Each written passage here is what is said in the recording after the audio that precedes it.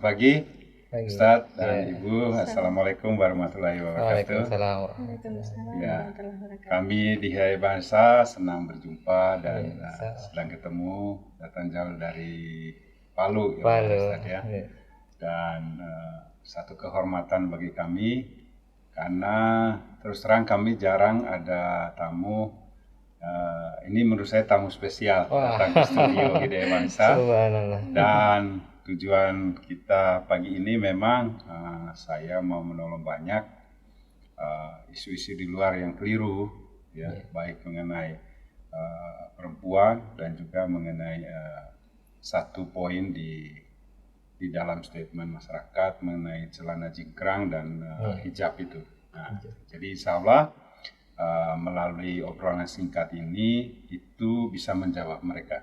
Ya, itu banyak orang di luar sana dan itu tujuannya. Dan yang kedua, hasil obrolan ini tentunya menjadi titik awal silaturahmi ke depannya dengan Ustadz di Palu. Iya, jadi gini nanti Ustadz, saya panggil Tabib Rahman ya, dan Ibu Umi Salsa. Ya. Jadi Tabib Rahman ini sendiri dia buka klinik herbal ya, totok saraf ya, Al-Muntajar dan Ruqyah Urat. Ya. Dan untuk teman-teman pahami dan ketahui bahwa Tabib Rahman sendiri sudah banyak dari di luar Islam juga yang belajar ke sana dan kita akan dengar nanti ceritanya. Yang pertama saya dengar dulu dari Ustadz Tabib Rahman, bagaimana sih perjalanan selama ini dalam jemaah tabligh ya, dan selain itu apa saja yang dikerjakan? Silakan Ustadz. Luar biasa pertanyaannya ini, simpel tapi jawabannya agak. Bismillahirrahmanirrahim. Ya, saya mulai. Jadi sebenarnya awalnya ini saya basicnya sebenarnya dari teknik. Iya, itu saya bicara dulu dari Iya, silakan Ustaz. Jadi seperti itu, sipil. Jadi untuk istilahnya struktur bangunan apa. Sekarang sudah berbalik menjadi struktur saraf. Kesehatan. Nah, jadi sampai kenapa seperti itu? Ada historis. Silakan Ustaz, singkat gimana? Iya, singkat aja. Jadi sebenarnya untuk pelajari itu awalnya untuk diri sendiri kan. Bagaimana supaya misalnya berpikir nggak ada dokter, nggak ada siapa-siapa mau ngobatin diri siapa gitu. Iya. Terus akhirnya dapat ilmunya bahwa pengobatan itu ada di diri sendiri gitu. Gairuhu binafsi, kembali ke diri sendiri semuanya. Rupanya semua apotik semua lengkap ada di tubuh. Ada potensi yang membuat penyakit, ada juga potensi yang menyembuhkan. Nah, tinggal titik itu yang ditemukan. Nah, dengan permainan energi tentunya ada energi positif, negatif kan pakai bioenergi. Itu simpelnya seperti itu. Jadi kalau misalnya dari pertama seperti itu, basicnya bukan dari dunia kesehatan. Jadi ilmunya yang dipelajari ada guru saya belajar, beliau tabib juga. Lama di Singapura, beliau biasa totok saraf, jadi di situ saya belajar pertama. Tapi kalau untuk literatur mungkin agak susah didapat karena ilmu ini kan ilmu istilahnya ilmu praktek, dia langsung terjun langsung baru dapat ilmunya. Seperti itu. Kemarin Ustaz cerita, Ustaz dulu sakit, belajar dari situ untuk menemukan ilmunya. Iya, otodidak. Gimana itu? Sakitnya seperti apa? Jadi saya kan pernah kecelakaan ini. Kecelakaan lama. Untuk saraf-saraf banyak bermasalah lah, otak bunyi-bunyi sendiri kan, suka pelupa, goyang-goyang, suka banyak penyakit. Jadi saya mau ngobatin itu, jadi bingung juga mau ngobatin karena banyak penyakit ya, tentu harus banyak dokter yang sementara aktivitas kan kuliah harus. Jadi menemukannya itu ditotok-totok sendiri lah dulu, akhirnya dapat pembimbing.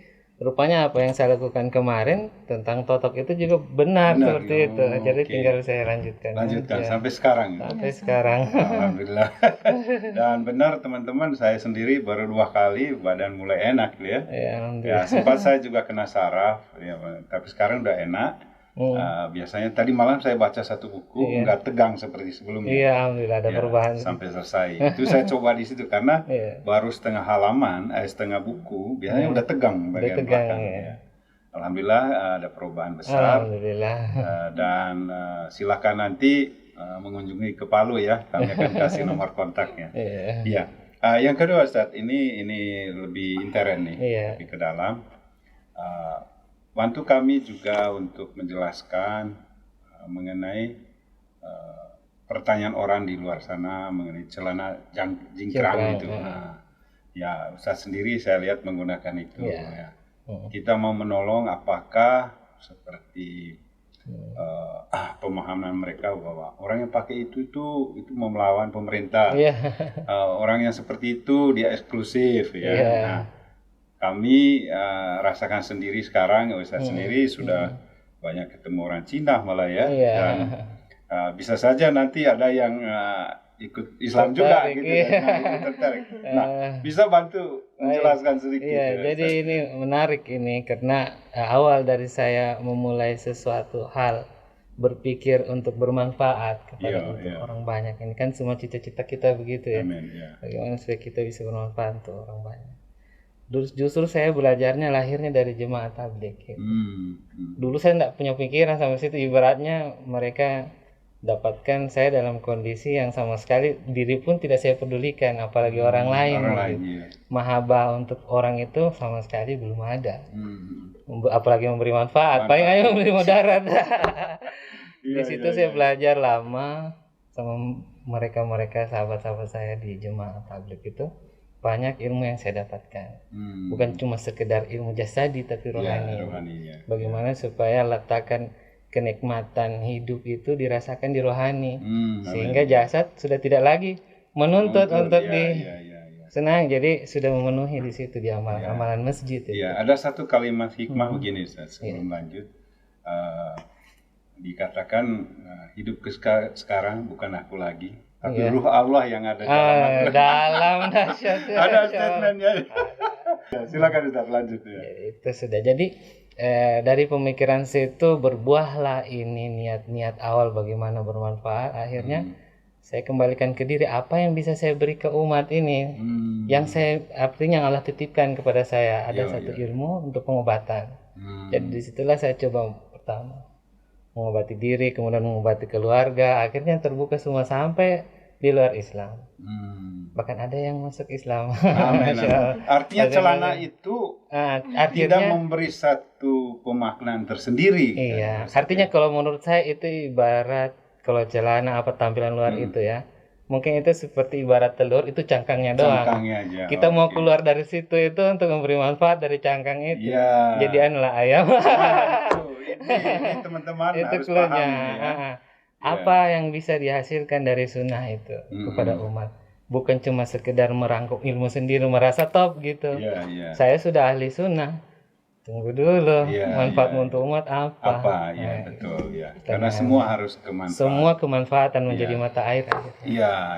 Jadi teman-teman ingat bahwa kita ini bukan soal masalah celana ya, itu masalah klasik menurut saya itu. Selubung luar aja itu. Dan ingat baik-baik, kerajaan Allah itu tidak soal makanan, pakaian, atau minuman apa. Tapi ini sekarang bagaimana menjalankan amanah dengan kolbu yang benar. Jadi jangan pernah sekali lagi muncul polemik masalah celana jingkrang. Karena cuma itu ingat sangat Ustaz sayang sekali itu cuma untuk cangkang dibuang telur. aja itu. Bukan cuma untuk dibakarnya, semua dipakai untuk menutupi. Amin. Menjadi kemuliaan jasadi, tapi rohani penting sekali juga dipakai. Menggunakan pakaian rohani yang benar ya, seperti itu. Makasih Ustaz. Saya lari ke Ibu nih. Ibu Sasa yang sudah lama menemani. Sudah berapa tahun married ini, Pak? 13 tahun. Alhamdulillah sudah 13 tahun ya. Pertanyaan saya pertama Bu Umi, bisa cerita nggak kebahagiaan perjalanan pernikahan selama dengan Habib Rahman? Kebahagiaan, kita tidak mau lah yang jelek-jelek lah. Iya, Kita benar, mau yang benar. bahagia. Seperti apa Bu ceritanya Bu? Ya. Masya Allah, saya tidak tahu mau cerita dari mana ini. Yang pasti Allah sudah kasih hadiah terbaik, itu saja. Amin. Mendapatkan suami yang luar biasa, yang menuntun ke jalannya Allah. Amin. Sesuai dengan doa dan permintaan kita tentunya kan. Ya, makanya biasanya kalau sama teman-teman saudari-saudari saya, walaupun yang bukan seiman, biasa saya suka ngobrol gitu kan, apalagi yang masih cewek-cewek kan yang belum bersuami. Ya saya bilang itu semua tergantung doa, apapun kepercayaanmu itu dari doa. Amin. Apalagi yang muslim ya, muslimah itu, saya bilang Allah itu sesuai prasangka hambanya. Jadi apa yang kita prasangkakan itu yang akan terjadi gitu. Iya. Jadi kita berprasangka baik sama Allah bahwa akan mendapatkan suami terbaik menurut pandangan Allah ya, bukan menurut pandangan manusia. Saya setuju itu. Karena banyak orang berstatement bahwa terbaik menurut manusia, Pak. Wah, itu salah besar itu. Karena nggak akan awet rumah tangga. Tapi kalau misalnya menurut pandangan Allah, insya Allah akan baik, dan apapun masalah dalam rumah tangga itu akan kembali ke niatan awal. Amin. Niat awal untuk ibadah. Baik. Itu aja sih, Pak. Oh ya, luar biasa. Teman-teman ingat statement ini, carilah suami yang memang menurut pandangan Allah ya. Kehendak Allah ya, jangan terbaik dari Allah, dari manusia kadang-kadang labil ya. Terbaik hari ini tahu besok pisah. Betul. Nah, ini buktinya 13 tahun sudah menjalani pernikahan. Jadi itu membuktikan bahwa itu diridhoi oleh Allah ya. Yang kedua, Mbak Umi Salsa, Umi selama ini mengenakan hijab. Nah, bisa nggak membantu kita menceritakan fitrah dari atau kolbu dari Umi sendiri selama mengenakan pakaian seperti itu? Apakah itu membuat terbatas bergaul atau akhirnya ya udahlah saya bergaul hanya dalam rumah saya sendiri saja? Bisa cerita nggak Bu? Rasa hati Ibu selama ini? Alhamdulillah. Dengan berpakaian seperti ini malah kita merasa menjadi diri sendiri ya Pak. Menerima diri ya. Jadi banyak hal-hal yang tidak layak untuk kita lakukan akan tersortir dengan sendirinya. Jadi dulu penampilan saya belum seperti ini. Dulu masih karena kebetulan basicnya sama-sama dari teknik. Jadi, gitu. Wah, masalah. Ini ketemunya benar-benar cocok ya. Jadi masih suka ikut proyek dulu kan, proyek konstruksi gitu kan, di lapangan seperti apa. Jadi setelah itu merasa kok sepertinya salah, ini ada yang salah gitu dengan kehidupan ini. Nah, melihat juga keseharian suami saya yang tidak pernah protes dengan apapun yang saya lakukan, hanya mungkin dari doanya ya Pak, akhirnya kena hidayah. Jadi setelah memutuskan untuk hijrah, alhamdulillah malah lebih nyaman Pak. Lebih nyaman ya. Lebih nyaman, dan saya bisa bergaul dengan bebas tanpa batasan, tapi dengan koridornya tersendiri. Allah sendiri yang mengontrol. Oh ini jangan, ini tidak boleh. Ada suara dari batin yang melarang, ini tidak boleh melangkah ke sini, ini bolehnya ke sini gitu. Jadi tidak jadi penghalang sebenarnya. Jadi tetap bergaul dengan misalnya firqah lain atau apa. Bahkan di luar Islam juga ya. Banyak pasien kami non muslim tetap kami masih. Karena selama ini banyak Bu ya. Terus ada saya juga ketemu satu kelompok yang seperti ini. Jadi mereka benar-benar tidak boleh salaman sama sini, tidak boleh ketemu sini. Nah, alhamdulillah hari ini itu terjawab ya di masyarakat bahwa masyarakat harus paham bahwa tidak semua seperti itu ya. Ini keluarga kita dari Palu, mereka sudah ketemu agama apapun ketemu berani ya, untuk salam berani ya, dan banyak juga seperti testimoni tadi ada juga yang akhirnya memeluk Islam, itu berkah yang luar biasa ya. Nah, satu pertanyaan lagi buat Umi. Ada nggak kesulitan ya, selain tadi rasa nyaman ya, ada nggak perasaan kaku dalam bergaul atau berbicara dengan orang lain dengan busana seperti itu? Alhamdulillah tidak ya Pak. Tidak ada ya? Tidak ada rasa kaku untuk berbicara dengan orang lain, untuk berkenalan, bergaul. Karena kebetulan saya selain jadi tabibah, asistennya suami, saya kan suka dagang, Pak. Jadi pedagang ini dia harus gimana caranya bisa hubungan masyarakatnya bagus. Jadi gimana kita mau membujuk orang beli dagangan kita kalau kita tidak punya komunikasi yang bagus gitu. Jadi ini hanyalah pakaian sunnah yang saya pakai sebagai selain untuk menutup aurat saya, melindungi diri saya dari maksiat, dan melindungi dari orang-orang lain yang melihat saya dengan secara maksiat. Nah gitu, Pak. Dan selebihnya semuanya normal. Oke, bagus. Iya. Teman-teman tahu ini bagus nih. Jadi berpakaian seperti ini ada 3 hal yang kami sampaikan, ya. Itu perlu dicermati, didengar baik, dan itu menjadi pelajaran bagi semua masyarakat yang mengklaim keliru mengenai busana sunnah seperti ini. Nah, ini yang terakhir buat Umi. Ya, apakah semua anak-anak nanti seperti kondisi dengan Umi dan Tabib? Atau mau ada semi modernnya sedikit?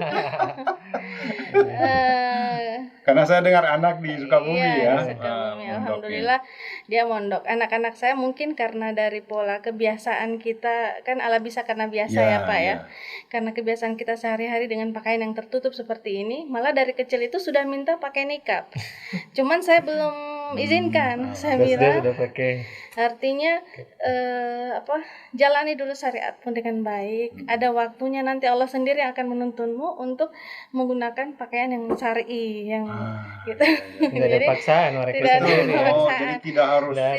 Seperti uminya pertama kali tidak dipaksa juga sendiri dari. Jadi tidak ada paksaan sama sekali dari suami, cuma melihat kita sadar diri. Betul seperti 3 hal tadi bisa bagus sekali ya. Kita doakan aja. Doakan ya.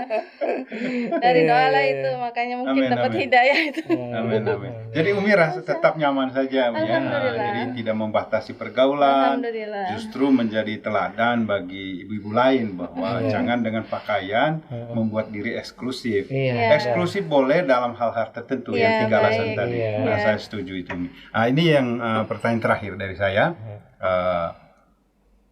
Tolong Ustadz singgung mengenai rencana pesantren ya.